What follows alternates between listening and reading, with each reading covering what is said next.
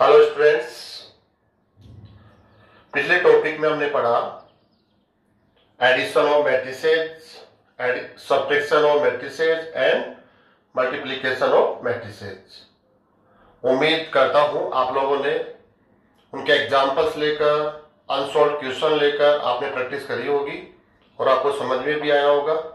फिर भी अगर आपको कोई प्रॉब्लम है तो आप अपनी प्रॉब्लम मुझे सेंड कर सकते हैं, मैं आपकी इसमें मदद करूंगा। और मैं ये कहूंगा आप इसकी प्रैक्टिस करते रहिए, स्पेशली मल्टीप्लिकेशन।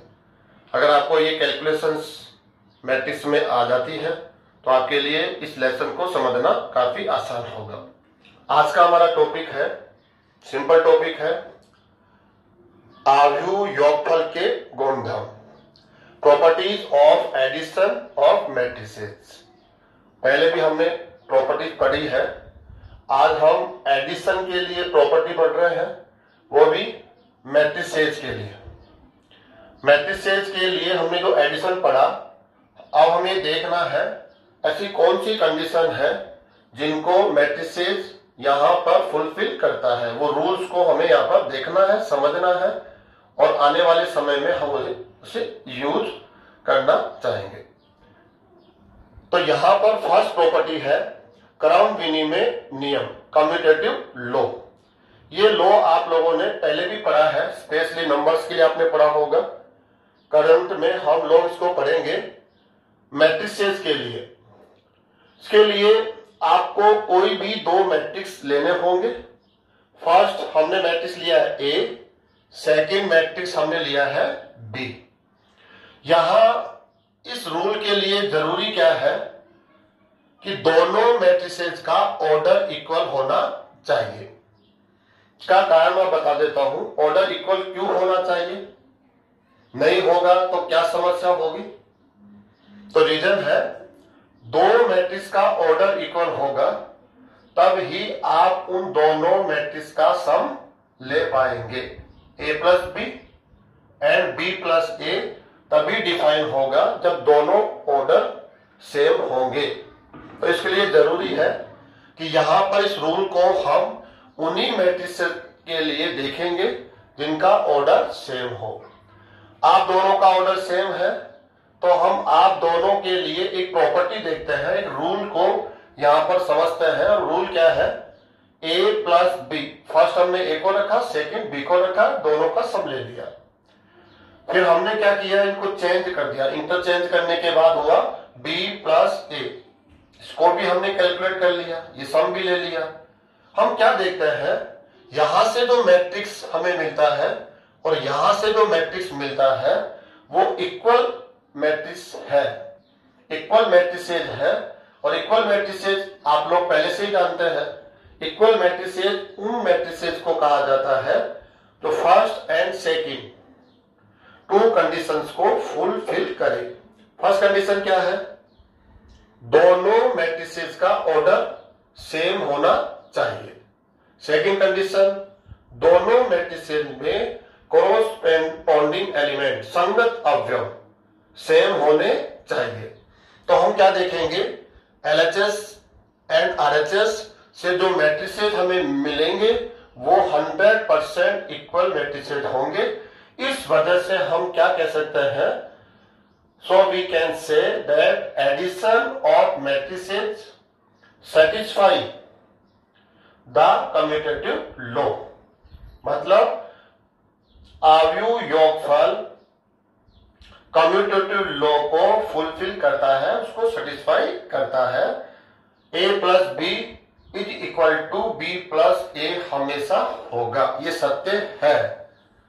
सेकेंड नंबर पे आप इसको प्रैक्टिस करके भी देख सकते हैं। एग्जांपल लेना, ये निकालना, ये निकालना, आप देखेंगे कि 100% दोनों से आपको इक्वल मैट्रिक्स मिलता है। सेकेंड, साहचर्य नियम, एसोसिएटिव लॉ।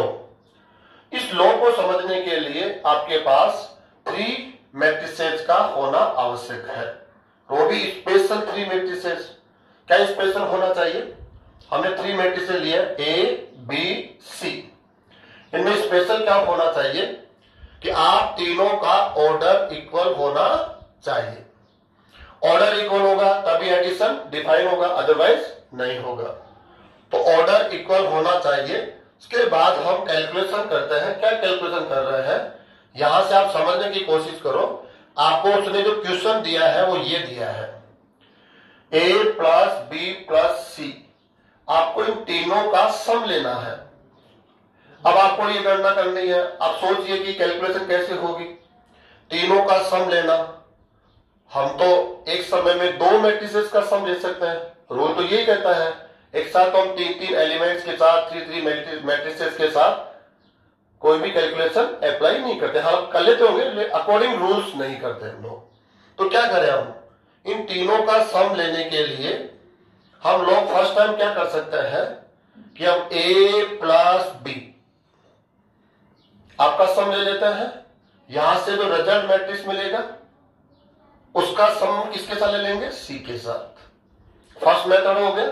सेकंड मेथड क्या होता है, किसी को ऑब्जेक्शन हो कि क्यों a प्लस बी का सम फर्स्ट, क्यों मैं b प्लस सी इसकी कैलकुलेशन फर्स्ट लूंगा, तो आप ऐसा भी कर सकते हैं।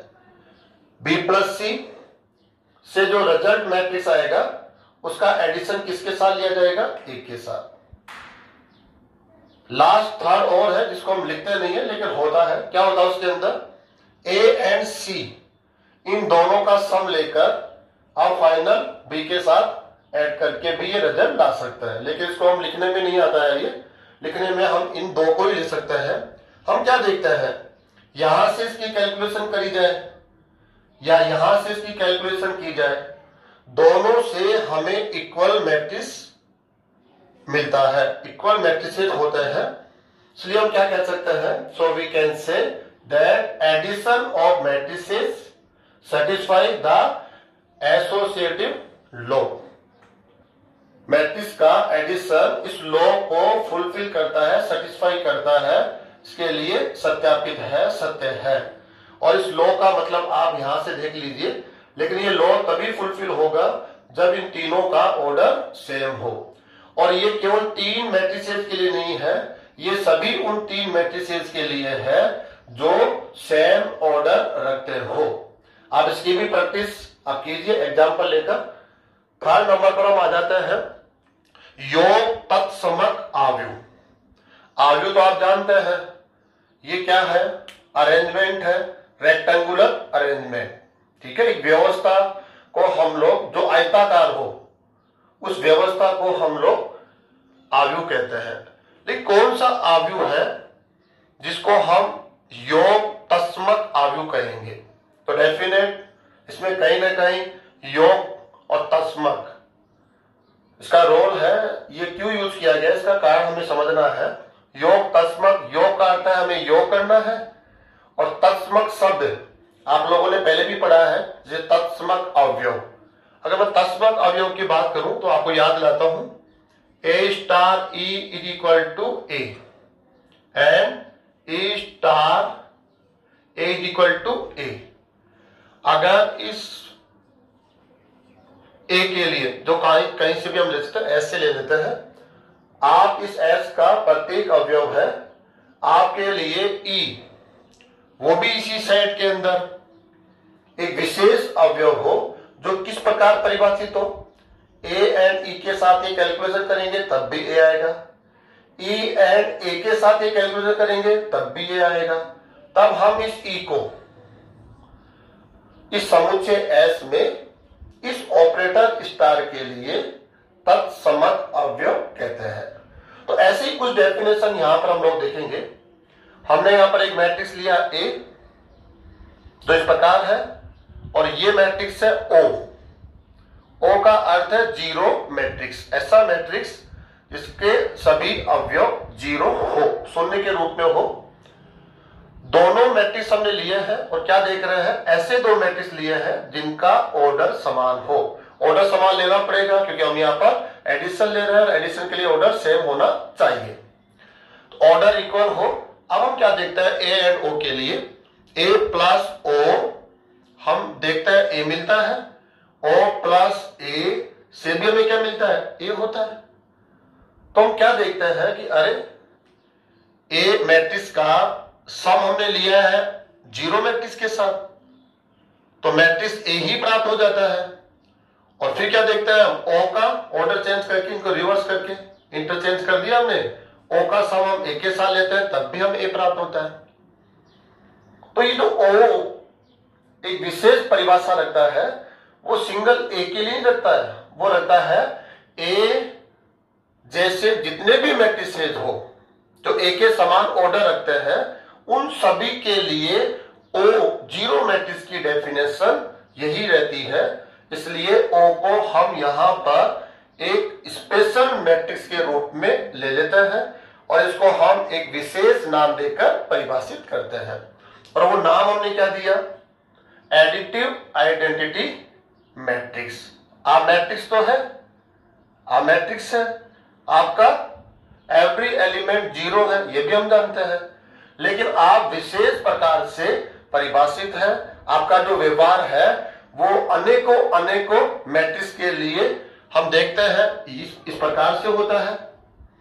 इसलिए आपको हम लोग क्या नाम देंगे, एडिटिव आइडेंटिटी। वैसे तो आइडेंटिटी बोलेंगे इसको हम लोग, लेकिन हमने एडिटिव क्यों बोला, क्योंकि यहां पर हम ऐड कर रहे हैं, ऐड कर रहे हैं ए प्लस ओ, इसलिए ये एडिटिव आइडेंटिटी हो गया।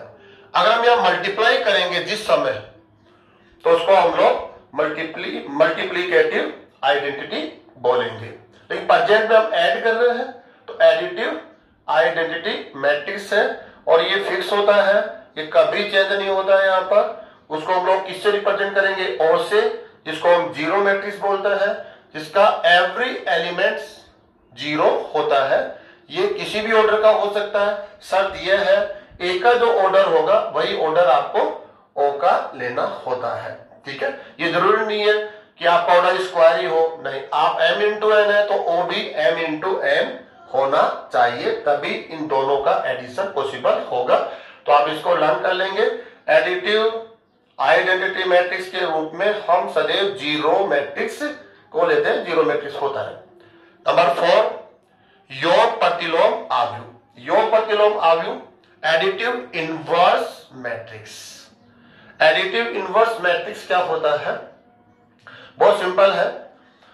आप विशेष दो मैट्रिक्स को लीजिए, विशेष क्या विशेषता है कि हम दोनों का सम ले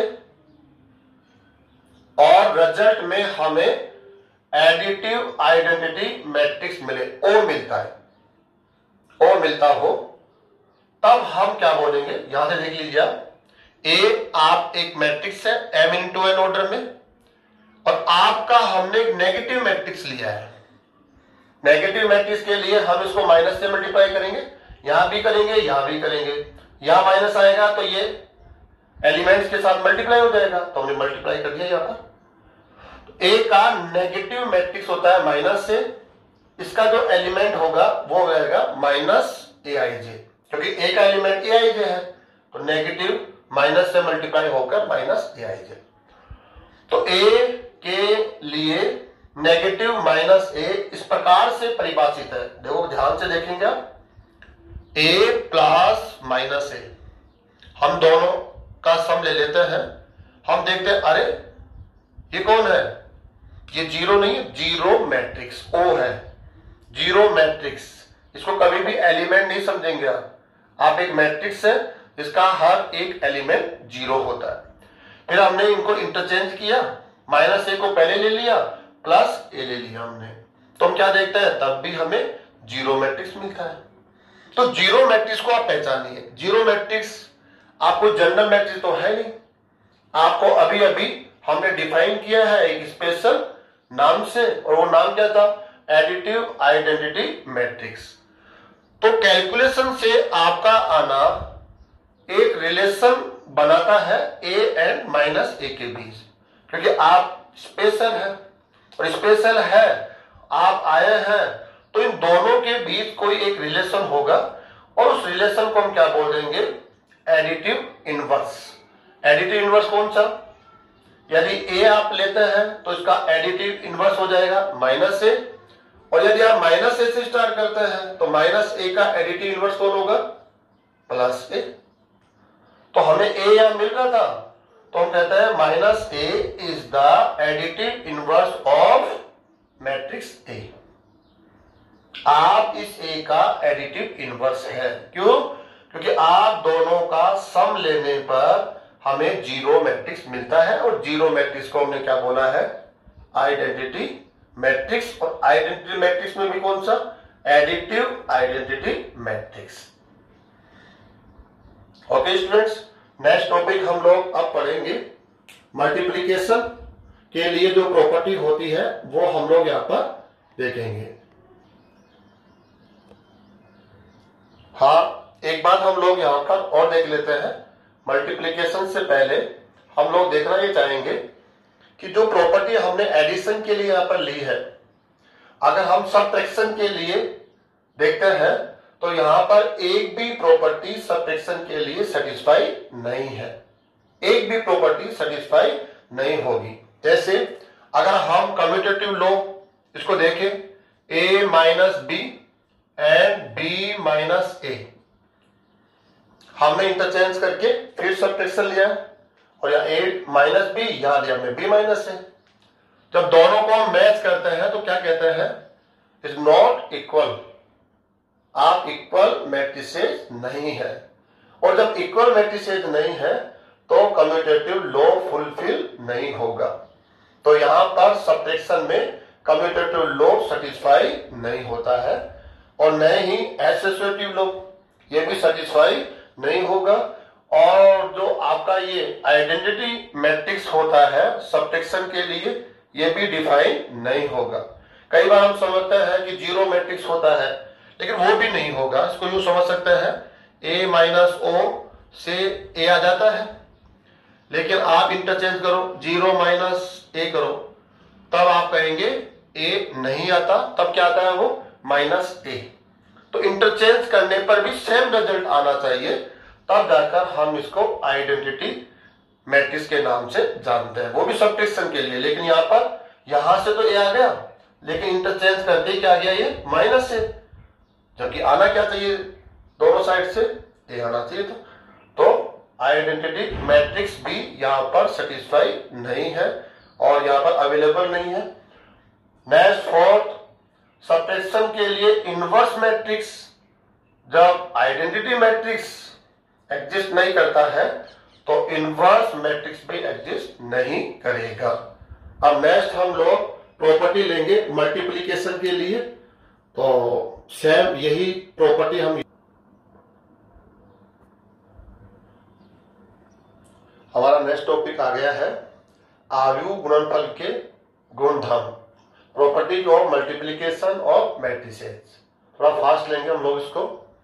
फर्स्ट प्रॉपर्टी हम ले रहे हैं क्रम विनिमय नियम, कम्यूटेटिव लॉ। प्रोजेक्ट में हम मल्टीप्लाई के लिए देखेंगे a and b. A and b आप ऐसे टू मैट्रिसेस है जिनका मल्टीप्लाई डिफाइन होना चाहिए। अगर मल्टीप्लाई डिफाइन ही नहीं है तो फिर तो आप इस लॉ को यहां पर चेक भी नहीं कर सकते हैं। मल्टीप्लाई डिफाइन होना चाहिए। मल्टीप्लाई कब डिफाइन होता है वो आप लोगों ने पिछले वीडियो में देखा है। आप विशेष दो आव्यूह है जिनका मल्टीप्लाई डिफाइन है, a इंटू बी, ये भी डिफाइन है। नेक्स्ट b इंटू ए, आप भी डिफाइन हो तभी हम इसको लेकर आगे बढ़ेंगे, अन्यथा नहीं। हमने a इंटू बी निकाला, इंटरचेंज करने के बाद हमने b इंटू ए निकाला। तो जनरली मैक्सिमम केसेस में हम क्या देखते हैं, लेफ्ट साइड से जो मैट्रिक्स मिलता है और राइट साइड से जो मैट्रिक्स मिलता है वो नॉट इक्वल होते हैं। जनरली मैक्सिमम केसेस के अंदर हम लोग a into B is not equal to b into a, generally ये हम लोग रिजल्ट देखते हैं। लेकिन स्पेशल इसलिए हम लोग क्या कह सकते हैं इसको हम लोग कि जो मल्टीप्लिकेशन है और मैट्रिसेस, ये इस रूल को, कम्यूटेटिव लॉ को सेटिस्फाई नहीं करता है। लेकिन 100% आप नहीं कहेंगे, मैक्सिमम केसेस जिसको हम कह सकते हैं 99% केसेस के अंदर ये नॉट सेटिस्फाई होता है ये रूल मल्टीप्लिकेशन और मैट्रिसेस के लिए, ठीक है। लेकिन स्पेशल केसेस में ये सेटिस्फाई भी होता है, और वो कौन से केसेस है, if a and b are diagonal matrices. अब डायगोनल मैट्रिसेज है, विकर्ण आव्यूह है, तब हम कह सकते हैं A into B is equal to B into A. दोनों डायगोनल मैट्रिसेज होने चाहिए, और डायगोनल मैट्रिसेज की जो डेफिनेशन है वो आप लोगों ने पढ़ रखी है। A into B is equal to B into A वहां से मिलता है, एंड A को जब आप I से मल्टीप्लाई करेंगे, और सॉरी इसको हम चेंज करते हैं, इंटरचेंज नहीं किया हमने, और I को हम किससे मल्टीप्लाई करेंगे? A से। A into I is equal to I into A. ऐसे कुछ केसेस के अंदर मल्टीप्लाई कम्यूटेटिव लॉ को सेटिस्फाई करता है, मल्टीप्लाई में कम्यूटेटिव लॉ भी सेटिस्फाई होता है। डायगोनल मैट्रिक्स के बारे में आप देख सकते हैं, जैसे हमने एक मैट्रिक्स लिया डायगोनल, डायगोनल हमेशा स्क्वायर मैट्रिक्स होता है।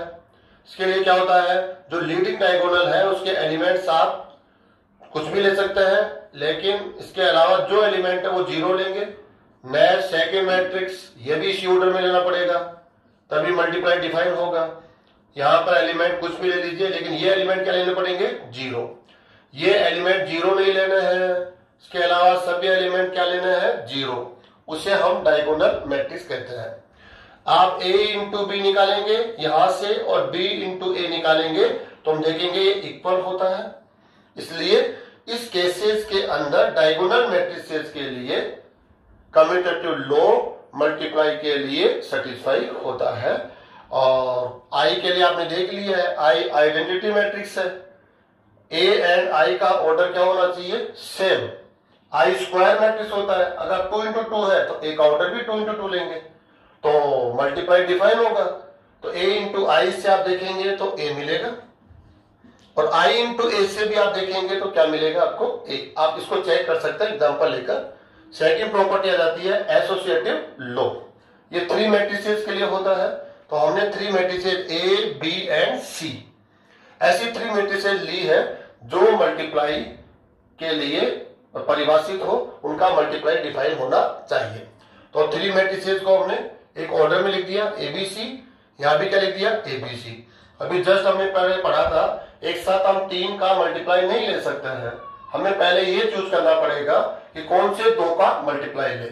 तो फर्स्ट यहां इन दोनों का मल्टीप्लाई ले लेते हैं, फिर यहां से जो मैट्रिक्स आएगा उसका मल्टीप्लाई C के साथ लेंगे। नेक्स्ट मेथड हो सकता है कि क्यों इन दोनों का मल्टीप्लाई क्यों लिया जाए, क्यों नहीं हम ये मल्टीप्लाई ले लें, तो आप ये भी ले सकते हैं।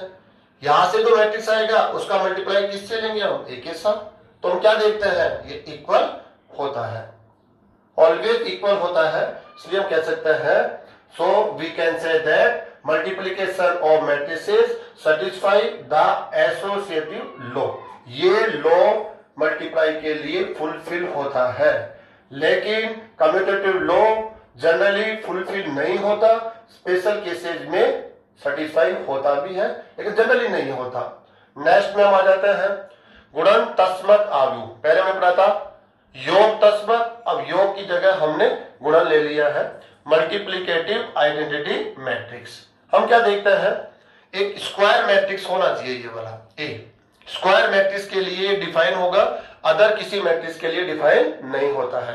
तो A आप एक स्क्वायर मैट्रिक्स है, आपके कोरस्पॉन्डिंग एक मैट्रिक्स है I को आप जानते हैं, जैसे I को मैं लिखूं 2 इंटू 2 ऑर्डर में, आइडेंटिटी मैट्रिक्स 1 1 0 0। ऐसे आप 3 इंटू 3 ऑर्डर में लिख सकते हैं, 4 इंटू 4 ऑर्डर में लिख सकते हैं, 1 इंटू 1 ऑर्डर में भी लिख सकते हैं आप। तो I इसका नॉलेज हमें है। तो आपके संगत आपके समान क्रम का एक आव्यूह है I, और I आपके साथ कैसे परिभाषित है? देखो A को मल्टीप्लाई कीजिए I से तो आप देखेंगे A आ जाएगा, या इंटरचेंज करके करिए I इंटू A करेंगे तब भी क्या आ जाएगा? A आ जाएगा। तो इस प्रॉपर्टी के कारण हम इस I को क्या बोलेंगे? Multiplicative identity matrix I। So we can say that I is the multiplicative identity matrix for multiplication. I काफी इंपोर्टेंट होने वाला है, ये अपने आप में एक फॉर्मूला भी होता है, इसको शॉर्ट में AI is equal to I A। देखते ही हमें रिजल्ट का पता होना चाहिए ताकि बार बार हमें ये कैलकुलेशन नहीं करनी पड़े। AI is equal to A I A is equal to A. अगर हम बी के साथ लें, B I is equal to B and I B is equal to B. ये आपको अच्छे से एज ए फॉर्मूला आपको प्रिपेयर करना है। नेक्स्ट आ जाता है 4 गुणन प्रतिलोम आव्यूह, मल्टीप्लिकेटिव इनवर्स मैट्रिक्स।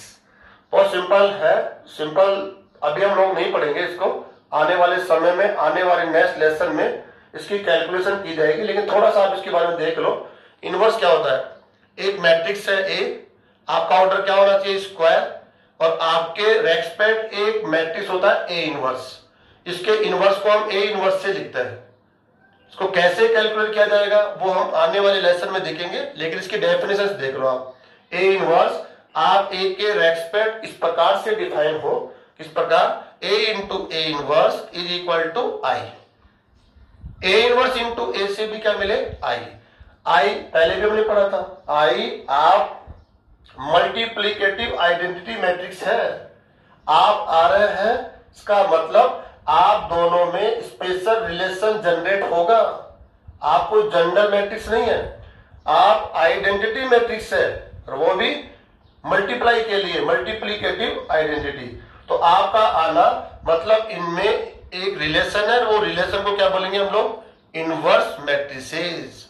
ए का इनवर्स मैट्रिसेस कौन होगा? ए इनवर्स, और ए इनवर्स का ए होगा। ए गिवन है तो आपको ए इनवर्स फाइंड आउट करना पड़ेगा, ए इनवर्स गिवन है तो आपको ए फाइंड आउट करना पड़ेगा। तो अगर ये डेफिनेशन हम कहीं भी देख लेते हैं तो हम क्या कह सकते हैं? A inverse the multiplicative inverse of matrix A. इसकी कैलकुलेशन ए इनवर्स को कैसे फाइंड आउट करेंगे, हम नेक्स्ट लेसन में इसकी कैलकुलेशन को देखेंगे। लास्ट आ गया है बंटन नियम, डिस्ट्रीब्यूटिव लॉ।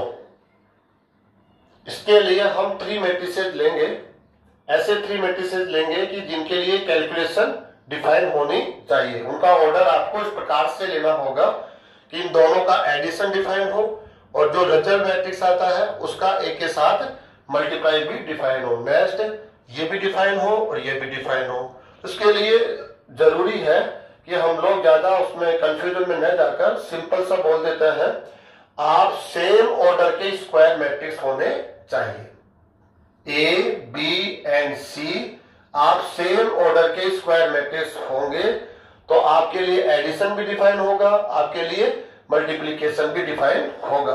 इसलिए स्क्वायर मैट्रिसेस के लिए ही हम लोग इस रूल को पढ़ रहे हैं। ये रूल क्या कहता है? ए इंटू बी प्लस सी। इसकी कैलकुलेशन कैसे की जानी है? बहुत सिंपल है। आप पहले ब्रैकेट्स के अंदर की कैलकुलेशन करेंगे। आप फर्स्ट लेंगे b प्लस सी। b प्लस सी से आपको एक मैट्रिक्स मिलेगा, उसको आप कह दीजिए d। अब a इंटू डी मल्टीप्लाई आपको आता ही है, तो वो कैलकुलेशन आप सेकंड ऑर्डर पर कर लेंगे, और फाइनली आपको लेफ्ट साइड में एक मैट्रिक्स मिलेगा। राइट साइड क्या कहता है कि नहीं, फर्स्ट हम एडिशन नहीं ले सकते हैं, फर्स्ट हमें a इंटू बी, यहां से ये मैट्रिक्स निकालना पड़ेगा, a इंटू सी, ये मल्टीप्लाई से ये मैट्रिक्स निकालना पड़ेगा, फिर दोनों मैट्रिक्स का एडिशन लेकर आपको रिजल्ट मैट्रिक्स लाना होता है।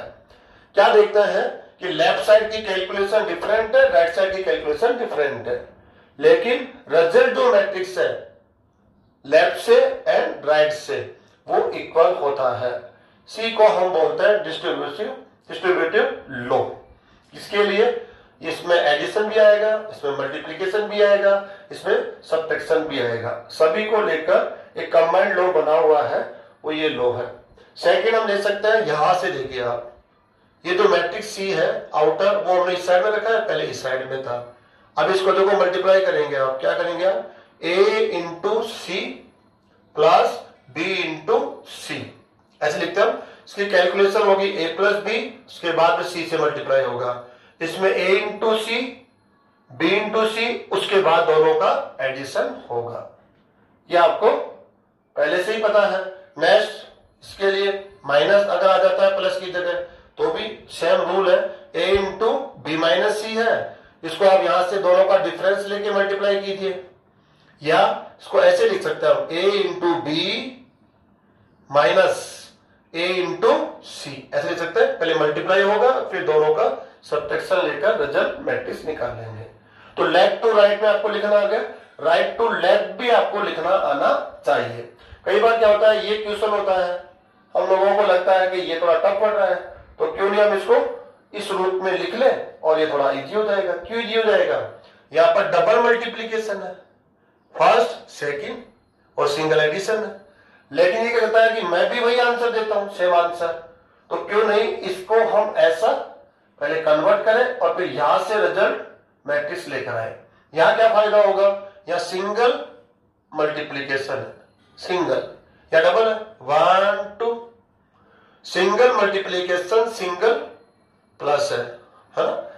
तो आप देख रहे हैं कि ये थोड़ी कैलकुलेशन ज्यादा लेंदी रहेगी, ये कैलकुलेशन थोड़ा सा इससे तो सिंपल ही है, इसलिए इसको यहां तक लिखना और फिर इसकी गणना इससे करना। तो ये जरूरी है कि यहां से इसको कैसे लिखा जाएगा, ये सिंपल होगा। आप बताइए इनमें से कौन कॉमन आएगा, तो आप कहेंगे ए, जबकि ये अनकंप्लीट है। कॉमन कौन आएगा यहाँ पर, ए इंटू, विथ साइन आप कॉमन लेंगे, ए इंटू को जो आप कॉमन लेंगे तो आप कहेंगे देखो कौन आ रहा है, तो ए इंटू कौन है यहाँ पर रिमेनिंग, बी प्लस या रिमेनिंग कौन हो गया, सी। तो यहां से ये लिखना हो तो अपने आप में कॉमन लेके लिखा जाता है, यहां से ये लिखना हो तो मल्टीप्लाई करके इसको लिखा जाता है। और इसको आप एग्जाम्पल लेकर आसानी से आप चेक कर सकते हैं, अपनी प्रैक्टिस कर सकते हैं और अपना कॉन्फिडेंस डेवलप कर सकते हैं। नेक्स्ट वीडियो के अंदर हम इस लेसन में जो प्रॉब्लम्स है उन सब प्रॉब्लम्स को लेकर यहाँ पर कुछ प्रैक्टिस करेंगे और आपकी जो प्रॉब्लम्स है आप मुझे बताइए व्हाट्सएप के ऊपर, उन प्रॉब्लम्स को ही लेकर पहले एक वीडियो बनाऊंगा। वैसे थ्योरेटिकली ये हमारा जो एक्सरसाइज है थर्ड का सेकेंड एक्सरसाइज ये कंप्लीट हो चुका है। आप इसके सभी क्वेश्चंस को पूरा ध्यान लगाकर पूरी एक मेहनत पूरी एनर्जी के साथ सॉल्व करने की कोशिश करें, और प्रॉब्लम्स आती है तो हम लोग उसको आने वाले समय में आने वाले वीडियो में जरूर देखेंगे।